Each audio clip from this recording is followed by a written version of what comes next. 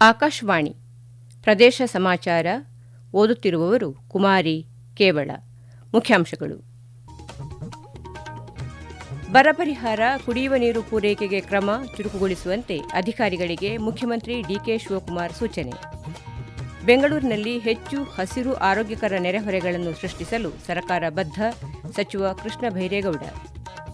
ಕನ್ನಡದ ಮಿಥ್ಯ ಹಾಗೂ ತುಳುವಿನ ಇಂಬು ಚಲನಚಿತ್ರಗಳಿಗೆ ರಾಷ್ಟ್ರೀಯ ಚಲನಚಿತ್ರ ಪ್ರಶಸ್ತಿ ಗೌರವ, ಉಪಮುಖ್ಯಮಂತ್ರಿ ಡಾ ಜಿ. ಪರಮೇಶ್ವರ್ ಹರ್ಷ. ಆಗಸ್ಟ್ 7ರಿಂದ ಬೆಂಗಳೂರಿನ ಕಂಠೀರವ ಕ್ರೀಡಾಂಗಣದಲ್ಲಿ ಕರ್ನಾಟಕ ಜೂನಿಯರ್ ರಾಜ್ಯ ಅಥ್ಲೆಟಿಕ್ಸ್ ಚಾಂಪಿಯನ್ಶಿಪ್ ಆಯೋಜನೆ. ರಾಜ್ಯದ ಬರ ಪರಿಸ್ಥಿತಿ ನಿರ್ವಹಣೆ, ಕುಡಿಯುವ ನೀರು ಪೂರೈಕೆ ಹಾಗೂ ಕೃಷಿ ಚಟುವಟಿಕೆಗಳ ಕುರಿತಾಗಿ ಮುಖ್ಯಮಂತ್ರಿ ಡಿಕೆ ಶಿವಕುಮಾರ್ ಇಂದು ಎಲ್ಲ ಜಿಲ್ಲಾಧಿಕಾರಿಗಳು ಹಾಗೂ ಜಿಲ್ಲಾ ಪಂಚಾಯತ್ ಮುಖ್ಯ ಕಾರ್ಯನಿರ್ವಹಣಾಧಿಕಾರಿಗಳೊಂದಿಗೆ ವಿಡಿಯೋ ಸಂವಾದ ನಡೆಸಿದರು. ಬರದ ತೀವ್ರತೆಯ ಬಿಸಿ ಸಾರ್ವಜನಿಕರಿಗೆ ತಟ್ಟದಂತೆ ಆಡಳಿತ ವ್ಯವಸ್ಥೆ ತಳಮಟ್ಟದಲ್ಲಿ ಚುರುಕಾಗಿ ಕಾರ್ಯನಿರ್ವಹಿಸಬೇಕು ಮತ್ತು ಸರ್ಕಾರದ ಎಲ್ಲ ಪರಿಹಾರ ಕ್ರಮಗಳು ಜನರನ್ನು ನೇರವಾಗಿ ತಲುಪಬೇಕು ಎಂದು ಮುಖ್ಯಮಂತ್ರಿಗಳು ಕಟ್ಟುನಿಟ್ಟಿನ ನಿರ್ದೇಶನ ನೀಡಿದರು. ರೈತರ ಹಿತರಕ್ಷಣೆಗೆ ಆದ್ಯತೆ ನೀಡಿದ ಮುಖ್ಯಮಂತ್ರಿಗಳು ಫ್ರೂಟ್ಸ್ ತಂತ್ರಾಂಶದ ಮೂಲಕ ಸಣ್ಣ ಮತ್ತು ಅತಿ ಸಣ್ಣ ರೈತರ ವಿವರಗಳನ್ನು ಸಿದ್ಧವಾಗಿಟ್ಟುಕೊಂಡು ಬೆಳೆಹಾನಿ ಸಮೀಕ್ಷೆಯನ್ನು ತಕ್ಷಣವೇ ಪೂರ್ಣಗೊಳಿಸಬೇಕು ಎಂದು ಸೂಚಿಸಿದರು. ಯಾವುದೇ ಒಬ್ಬ ಅರ್ಹ ರೈತನು ಬೆಳೆ ವಿಮೆ ಹಾಗೂ ಪರಿಹಾರದಿಂದ ವಂಚಿತನಾಗಬಾರದು ಎಂದು ಸ್ಪಷ್ಟಪಡಿಸಿದ ಅವರು, ಹೆಚ್ಚಿನ ಸಂಖ್ಯೆಯಲ್ಲಿ ರೈತರು ಬೆಳೆ ವಿಮೆ ಮಾಡಿಸುವಂತೆ ಪ್ರೇರೇಪಿಸಲು ಅಧಿಕಾರಿಗಳಿಗೆ ತಿಳಿಸಿದರು. ಯಾವುದೇ ಹಳ್ಳಿ ಅಥವಾ ನಗರದ ವಾರ್ಡ್ಗಳಲ್ಲಿ ನೀರಿನ ತೊಂದರೆ ಉದ್ಭವಿಸಬಾರದು ಎಂದ ಅವರು, ಅಗತ್ಯವಿದ್ದೆಡೆ ಖಾಸಗಿ ಕೊಳವೆ ಬಾವಿಗಳನ್ನು ಬಾಡಿಗೆಗೆ ಪಡೆದು ಅಥವಾ ಟ್ಯಾಂಕರ್ಗಳ ಮೂಲಕ ನೀರು ಸರಬರಾಜು ಮಾಡಬೇಕು. ಆದರೆ ವಿತರಣೆಗೆ ಮುನ್ನ ನೀರಿನ ಗುಣಮಟ್ಟವನ್ನು ಕಡ್ಡಾಯವಾಗಿ ತಪಾಸಣೆ ನಡೆಸಿ ಕಲುಷಿತ ನೀರಿನಿಂದ ಸಾಂಕ್ರಾಮಿಕ ರೋಗಗಳು ಹರಡದಂತೆ ಮುನ್ನೆಚ್ಚರಿಕೆ ವಹಿಸಬೇಕು. ಜತೆಗೆ ಮಳೆ ನೀರು ಕೊಯ್ಲಿನ ಕುರಿತು ಸಾರ್ವಜನಿಕರಲ್ಲಿ ಜಾಗೃತಿ ಮೂಡಿಸಬೇಕು ಎಂದು ಸೂಚಿಸಿದರು.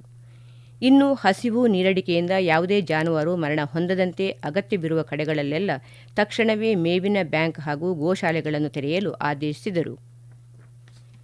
ಫಿಫಾ ವಿಶ್ವಕಪ್ ಫೈನಲ್ ಪಂದ್ಯದ ನೇರ ಪ್ರಸಾರ ವೀಕ್ಷಿಸುವ ವೇಳೆ ಫುಟ್ಬಾಲ್ ಅಭಿಮಾನಿಗಳು ತಾಳ್ಮೆಯಿಂದ ಇರುವ ಜೊತೆಗೆ ಶಾಂತಿ, ಸುವ್ಯವಸ್ಥೆ ಕಾಪಾಡಬೇಕು ಎಂದು ಮುಖ್ಯಮಂತ್ರಿ ಡಿಕೆ ಶಿವಕುಮಾರ್ ಮನವಿ ಮಾಡಿದ್ದಾರೆ. ಯುವ ಪೀಳಿಗೆ ಹಾಗೂ ಕ್ರೀಡಾಪ್ರೇಮಿಗಳ ಆಶಯ ಮತ್ತು ಬೇಡಿಕೆಗೆ ಸಕಾರಾತ್ಮಕವಾಗಿ ಸ್ಪಂದಿಸಿ ರಾಜ್ಯ ಸರ್ಕಾರ ಫೈನಲ್ ಪಂದ್ಯದ ನೇರ ಪ್ರಸಾರ ಸುಲಭಗೊಳಿಸಲು ಹೋಟೆಲ್ ಮತ್ತು ರೆಸ್ಟೋರೆಂಟ್ಗಳು ಮುಂಜಾನೆ 3:30ರವರೆಗೆ ತೆರೆದಿರಲು ಈಗಾಗಲೇ ವಿಶೇಷ ಅನುಮತಿ ನೀಡಿದೆ ಎಂದು ಮಾಧ್ಯಮಗಳಿಗೆ ತಿಳಿಸಿದರು. ಪಂದ್ಯ ವೀಕ್ಷಣೆಯ ಉತ್ಸಾಹದಲ್ಲಿ ಯಾವುದೇ ಅಹಿತಕರ ಘಟನೆಗಳಿಗೆ ಆಸ್ಪದ ನೀಡದಂತೆ ಸಾರ್ವಜನಿಕರಿಗೆ ತಿಳಿಸಿದ್ದಾರೆ. ಬೆಂಗಳೂರಿನವರ ಜೀವನ ಗುಣಮಟ್ಟ ಸುಧಾರಿಸಲು ಹಾಗೂ ನಗರದಲ್ಲಿ ಹೆಚ್ಚು ಹಸಿರು ಆರೋಗ್ಯಕರ ನೆರೆಹೊರೆಗಳನ್ನು ಸೃಷ್ಟಿಸಲು ಸರ್ಕಾರ ಬದ್ಧವಾಗಿದೆ ಎಂದು ಗ್ರೇಟರ್ ಬೆಂಗಳೂರು ಅಭಿವೃದ್ಧಿ ಸಚಿವ ಕೃಷ್ಣ ಬೈರೇಗೌಡ ತಿಳಿಸಿದ್ದಾರೆ. ಬೆಂಗಳೂರು ಅಭಿವೃದ್ಧಿ ಪ್ರಾಧಿಕಾರ, ಬಿಡಿಎ, ಎನ್ಟಿಎ ಬಡಾವಣೆಯಲ್ಲಿ ಅಭಿವೃದ್ಧಿಪಡಿಸಿರುವ ನೂತನ ಉದ್ಯಾನವನ್ನು ಉದ್ಘಾಟಿಸಿ ಮಾತನಾಡಿದ ಅವರು, ನಾಗರಿಕರಿಗೆ ಉತ್ತಮ ಪರಿಸರ ಒದಗಿಸುವ ನಿಟ್ಟಿನಲ್ಲಿ ಇಲಾಖೆ ಕಾರ್ಯಪ್ರವೃತ್ತವಾಗಿದೆ. ಸ್ಥಳೀಯ ನಿವಾಸಿಗಳ ಬೇಡಿಕೆಯನ್ನು ಸಾಕಾರಗೊಳಿಸಲಾಗಿದೆ. ಇಂತಹ ಉದ್ಯಾನಗಳು ಮಕ್ಕಳ ಆಟೋಟಗಳಿಗೆ, ಹಿರಿಯ ನಾಗರಿಕರ ನಡಿಗೆಗೆ ಅತ್ಯಗತ್ಯ ಸಾರ್ವಜನಿಕ ಸ್ಥಳಗಳಾಗಿವೆ ಎಂದು ತಿಳಿಸಿದ್ದಾರೆ. 72ನೇ ರಾಷ್ಟ್ರೀಯ ಚಲನಚಿತ್ರ ಪ್ರಶಸ್ತಿಗಳು ಪ್ರಕಟಗೊಂಡಿದ್ದು, ಇವುಗಳಲ್ಲಿ ಕನ್ನಡಿಗರ ಸಾಧನೆಗೆ ಉಪಮುಖ್ಯಮಂತ್ರಿ ಡಾ ಜಿ. ಪರಮೇಶ್ವರ್ ಹರ್ಷ ವ್ಯಕ್ತಪಡಿಸಿದ್ದಾರೆ. ಸುಮಂತ್ ಭಟ್ ನಿರ್ದೇಶನದ ಮಿಥ್ಯ ಚಲನಚಿತ್ರ ಕನ್ನಡದ ಅತ್ಯುತ್ತಮ ಚಲನಚಿತ್ರ ಹಾಗೂ ಶಿವಧ್ವಜ್ ಶೆಟ್ಟಿ ನಿರ್ದೇಶನದ ಇಂಬು ಚಲನಚಿತ್ರ ತುಳು ಭಾಷೆಯ ಅತ್ಯುತ್ತಮ ಚಲನಚಿತ್ರ ಪ್ರಶಸ್ತಿಗೆ ಭಾಜನವಾಗಿರುವುದಕ್ಕೆ ಅವರು ಪ್ರಶಂಸೆ ವ್ಯಕ್ತಪಡಿಸಿದ್ದಾರೆ. ಈ ಚಲನಚಿತ್ರಗಳಲ್ಲಿ ಅಭಿನಯಿಸಿದ ಎಲ್ಲಾ ಕಲಾವಿದರು, ನಿರ್ದೇಶಕರು, ನಿರ್ಮಾಪಕರು ಸೇರಿದಂತೆ ಇಡೀ ಚಿತ್ರತಂಡಕ್ಕೆ ಗೃಹ ಸಚಿವರು ಅಭಿನಂದನೆ ಸಲ್ಲಿಸಿದ್ದು, ಈ ಸಾಧನೆ ಕನ್ನಡ ಚಿತ್ರರಂಗದಲ್ಲಿ ಮತ್ತಷ್ಟು ಸದಭಿರುಚಿಯ ಮತ್ತು ಗುಣಮಟ್ಟದ ಚಲನಚಿತ್ರಗಳು ಮೂಡಿಬರಲು ಪ್ರೇರಣೆಯಾಗಲಿ ಎಂದು ಹಾರೈಸಿದ್ದಾರೆ. ಬೀದರ್ ಜಿಲ್ಲೆಯಲ್ಲಿ ಪ್ರಸಕ್ತ ಮುಂಗಾರು ಹಂಗಾಮಿನಲ್ಲಿ 80% ಬಿತ್ತನೆಯಾಗಿದೆ. ರೈತರಿಗೆ ಅಗತ್ಯವಿರುವ ಬಿತ್ತನೆ ಬೀಜ ಹಾಗೂ ರಸಗೊಬ್ಬರ ಪೂರೈಸಲು ಜಿಲ್ಲಾಡಳಿತ ಹಾಗೂ ಕೃಷಿ ಇಲಾಖೆ ಸನ್ನದ್ಧವಾಗಬೇಕು ಎಂದು ಸಂಸದ ಸಾಗರ ಖಂಡ್ರೆ ಅಧಿಕಾರಿಗಳಿಗೆ ನಿರ್ದೇಶನ ನೀಡಿದ್ದಾರೆ. ಜಿಲ್ಲಾ ಪಂಚಾಯತ್ ಸಭಾಂಗಣದಲ್ಲಿ ಜರುಗಿದ ಜಿಲ್ಲಾ ಅಭಿವೃದ್ಧಿ ಸಮನ್ವಯ ಮತ್ತು ಮೇಲುಸ್ತುವಾರಿ ದಿಶಾ ಸಮಿತಿ ಸಭೆ ಅಧ್ಯಕ್ಷತೆ ವಹಿಸಿ ಅವರು ಮಾತನಾಡಿದರು. ಪ್ರಮುಖ ಬೆಳೆಗಳಾದ ಸೋಯಾಬೀನ್, ಉದ್ದು, ಹೆಸರು ಮತ್ತು ತೊಗರಿ ಬಿತ್ತನೆ ಕಾರ್ಯ ಪ್ರಗತಿಯಲ್ಲಿದೆ. ರೈತರು ಇದೇ 31ರ ಒಳಗಾಗಿ ಕಡ್ಡಾಯವಾಗಿ ಬೆಳೆ ವಿಮೆ ಮಾಡಿಸುವಂತೆ ಕೋರಿದರು. ಪ್ರದೇಶ ಸಮಾಚಾರ ಕೇಳುತ್ತಿದ್ದೀರಿ. ನಮ್ಮ ಎಲ್ಲಾ ರಾಷ್ಟ್ರೀಯ ವಾರ್ತೆಗಳು ಹಾಗೂ ಪ್ರದೇಶ ಸಮಾಚಾರ ಈಗ ಆಕಾಶವಾಣಿ ನ್ಯೂಸ್ ಕನ್ನಡ ಯೂಟ್ಯೂಬ್ ಚಾನೆಲ್ನಲ್ಲಿ ಲಭ್ಯ. ನಮ್ಮ ಎಕ್ಸ್ ಖಾತೆ ಮತ್ತು ಇನ್ಸ್ಟಾಗ್ರಾಂ ಖಾತೆ ಆಕಾಶವಾಣಿ ನ್ಯೂಸ್ ಕನ್ನಡ. ಹೆಚ್ಚಿನ ಮಾಹಿತಿಗಾಗಿ ನಮ್ಮ ಫೇಸ್ಬುಕ್ ಖಾತೆ AIR ಕನ್ನಡ ನ್ಯೂಸ್ ಅನುಸರಿಸಿ. ಮಾಹಿತಿಯ ಹೂರಣ ವಾರದ ಕಾರ್ಯಕ್ರಮ ಪ್ರಚಲಿತ ವಿದ್ಯಮಾನ ಪ್ರತಿ ಬುಧವಾರ 9:15ಕ್ಕೆ. ಕರ್ನಾಟಕ ಅಥ್ಲೆಟಿಕ್ಸ್ ಅಸೋಸಿಯೇಷನ್ ವತಿಯಿಂದ 2026ರ ಕರ್ನಾಟಕ ಜೂನಿಯರ್ ರಾಜ್ಯ ಅಥ್ಲೆಟಿಕ್ಸ್ ಚಾಂಪಿಯನ್ಶಿಪ್ ಅನ್ನು ಆಗಸ್ಟ್ 7 ಮತ್ತು 8ರಂದು ಬೆಂಗಳೂರಿನ ಕಂಠೀರವ ಕ್ರೀಡಾಂಗಣದಲ್ಲಿ ಆಯೋಜಿಸಲಾಗಿದೆ. ಈ ಕ್ರೀಡಾಕೂಟ ಯುವ ರಾಷ್ಟ್ರೀಯ ಅಥ್ಲೆಟಿಕ್ಸ್ ಚಾಂಪಿಯನ್ಶಿಪ್ ಹಾಗೂ ದಕ್ಷಿಣ ವಲಯ ಅಥ್ಲೆಟಿಕ್ಸ್ ಚಾಂಪಿಯನ್ಶಿಪ್ಗೆ ಆಯ್ಕೆ ಪ್ರಕ್ರಿಯೆ ನಡೆಯಲಿದೆ ಎಂದು ಕೋಲಾರ ಜಿಲ್ಲಾ ಅಥ್ಲೆಟಿಕ್ಸ್ ಅಸೋಸಿಯೇಷನ್ ಅಧ್ಯಕ್ಷ ಜಗನ್ನಾಥನ್ ತಿಳಿಸಿದ್ದಾರೆ. ಈ ಕುರಿತು ಮಾಹಿತಿ ನೀಡಿರುವ ಅವರು, ಜಿಲ್ಲೆಯ ಎಲ್ಲ ಅರ್ಹ ಕ್ರೀಡಾಪಟುಗಳು ಈ ಅವಕಾಶವನ್ನು ಸದುಪಯೋಗಪಡಿಸಿಕೊಳ್ಳಬೇಕೆಂದು ತಿಳಿಸಿದ್ದಾರೆ. ಕ್ರೀಡಾಪಟುಗಳು ಭಾರತೀಯ ಅಥ್ಲೆಟಿಕ್ಸ್ ಒಕ್ಕೂಟದ ಮಾರ್ಗಸೂಚಿಯಂತೆ ವಯೋಮಿತಿಯ ಮಾನದಂಡಗಳನ್ನು ಹೊಂದಿರಬೇಕು. 14, 18, 20 ವರ್ಷದೊಳಗಿನ ಕ್ರೀಡಾಪಟುಗಳನ್ನು 3 ವಿಭಾಗಗಳಾಗಿ ವಿಂಗಡಿಸಲಾಗಿದೆ. ಆಸಕ್ತ ಹಾಗೂ ಅರ್ಹ ಕ್ರೀಡಾಪಟುಗಳು ಅರ್ಜಿ ಸಲ್ಲಿಸಲು ಇದೇ 31 ಕೊನೆಯ ದಿನಾಂಕವಾಗಿದೆ.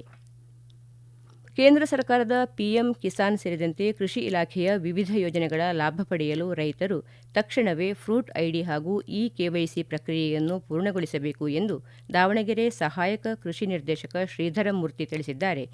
ಈ ಕುರಿತು ಆಕಾಶವಾಣಿಯೊಂದಿಗೆ ಮಾತನಾಡಿದ ಅವರು, ದಾವಣಗೆರೆ ತಾಲೂಕಿನಲ್ಲಿ 9,545 ರೈತರು ಇದುವರೆಗೂ ಫ್ರೂಟ್ ಐಡಿ, KYC ಹಾಗೂ ಅದರ ಮುಂದುವರಿದ ಭಾಗವಾದ ಸೆಂಟ್ರಲ್ ಐಡಿ ಮಾಡಿಸದೆ ಬಾಕಿ ಉಳಿದಿದ್ದಾರೆ.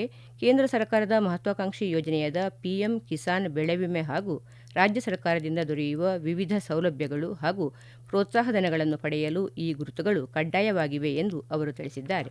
ದಾವಣಗೆರೆ ತಾಲೂಕಿನ ಸುಮಾರು 9,545 ರೈತರು ಫ್ರೂಟ್ ಐಡಿ, KYC ಮತ್ತು ಅದರ ಮುಂದುವರೆದ ಭಾಗ ಸೆಂಟ್ರಲ್ ಐಡಿ ಮಾಡದೇ ಇರುವುದು ನಮಗೆ ಮಾಹಿತಿ ಇದೆ. ಆದುದರಿಂದ ದಯವಿಟ್ಟು ರೈತರು ಕೂಡಲೇ ತಮ್ಮ ಸಮೀಪದ ಗ್ರಾಮ 1 ರೈತ ಸಂಪರ್ಕ ಕೇಂದ್ರಗಳು, ಕೃಷಿ ಇಲಾಖೆ, ಕಂದಾಯ ಇಲಾಖೆ, ಪಶು ಇಲಾಖೆ, ರೇಷ್ಮೆ ಇಲಾಖೆ, ಮೀನುಗಾರಿಕೆ ಇಲಾಖೆ, ಸಹಕಾರ ಇಲಾಖೆಗಳಿಗೆ ಸಂಪರ್ಕಿಸಿ ಈ ಒಂದು ಪ್ರಕ್ರಿಯೆಯನ್ನ ಪೂರ್ಣಗೊಳಿಸುವಂತದ್ದು ತಮಗೆ ತಿಳಿಯಪಡಿಸುತ್ತೇನೆ.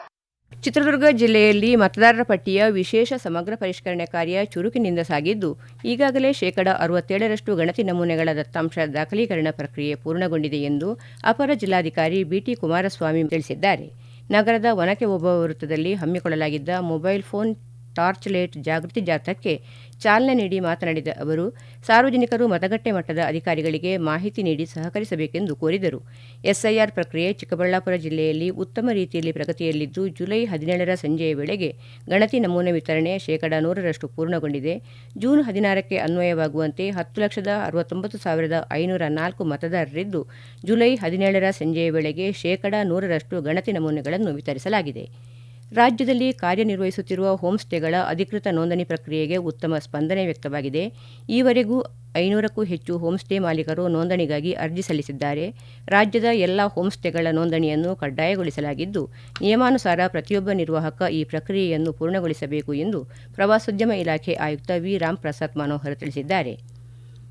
ರಾಜ್ಯದಲ್ಲಿ ಪ್ರಸ್ತುತ ಕಂಡುಬರುತ್ತಿರುವ ಸೂಪರ್ ಎಲ್ನಿನೋ ಹವಾಮಾನ ವೈಪರೀತ್ಯದ ಪರಿಣಾಮದಿಂದಾಗಿ ನಗರ ಸ್ಥಳೀಯ ಸಂಸ್ಥೆಗಳ ವ್ಯಾಪ್ತಿಯಲ್ಲಿ ಕುಡಿಯುವ ನೀರಿನ ಅಭಾವ ಉಂಟಾಗದಂತೆ ಹಾಗೂ ಯಾವುದೇ ಅಹಿತಕರ ಘಟನೆಗಳು ನಡೆಯದಂತೆ ತಡೆಯಲು ಸರ್ಕಾರವು ಕಟ್ಟುನಿಟ್ಟಿನ ಕ್ರಮಗಳನ್ನು ಕೈಗೊಂಡಿದೆ. ಸಾರ್ವಜನಿಕರಿಗೆ ನಿಯಮಿತವಾಗಿ ಶುದ್ಧ ಕುಡಿಯುವ ನೀರು ಪೂರೈಸಲು ಜಿಲ್ಲಾ ಆಡಳಿತವು ಬದ್ಧವಾಗಿದೆ ಎಂದು ಕೋಲಾರ ಜಿಲ್ಲಾಧಿಕಾರಿ ಡಾ MR ರವಿ ತಿಳಿಸಿದ್ದಾರೆ.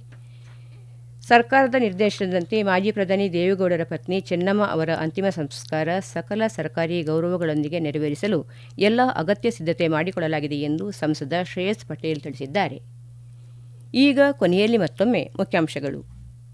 ಬರ ಪರಿಹಾರ, ಕುಡಿಯುವ ನೀರು ಪೂರೈಕೆಗೆ ಕ್ರಮ ಚುರುಕುಗೊಳಿಸುವಂತೆ ಅಧಿಕಾರಿಗಳಿಗೆ ಮುಖ್ಯಮಂತ್ರಿ DK ಶಿವಕುಮಾರ್ ಸೂಚನೆ. ಬೆಂಗಳೂರಿನಲ್ಲಿ ಹೆಚ್ಚು ಹಸಿರು ಆರೋಗ್ಯಕರ ನೆರೆಹೊರೆಗಳನ್ನು ಸೃಷ್ಟಿಸಲು ಸರ್ಕಾರ ಬದ್ಧ, ಸಚಿವ ಕೃಷ್ಣ ಬೈರೇಗೌಡ. ಕನ್ನಡದ ಮಿಥ್ಯ ಹಾಗೂ ತುಳುವಿನ ಇಂಬು ಚಲನಚಿತ್ರಗಳಿಗೆ ರಾಷ್ಟ್ರೀಯ ಚಲನಚಿತ್ರ ಪ್ರಶಸ್ತಿ ಗೌರವ, ಉಪಮುಖ್ಯಮಂತ್ರಿ ಡಾ G. ಪರಮೇಶ್ವರ್ ಹರ್ಷ. ಆಗಸ್ಟ್ 7ರಿಂದ ಬೆಂಗಳೂರಿನ ಕಂಠೀರವ ಕ್ರೀಡಾಂಗಣದಲ್ಲಿ ಕರ್ನಾಟಕ ಜೂನಿಯರ್ ರಾಜ್ಯ ಅಥ್ಲೆಟಿಕ್ಸ್ ಚಾಂಪಿಯನ್ಶಿಪ್ ಆಯೋಜನೆ. ಇಲ್ಲಿಗೆ ಪ್ರದೇಶ ಸಮಾಚಾರ ಮುಗಿಯಿತು. ನಮ್ಮ ಮುಂದಿನ ವಾರ್ತಾ ಪ್ರಸಾರ ಸಂಜೆ 6:40ಕ್ಕೆ.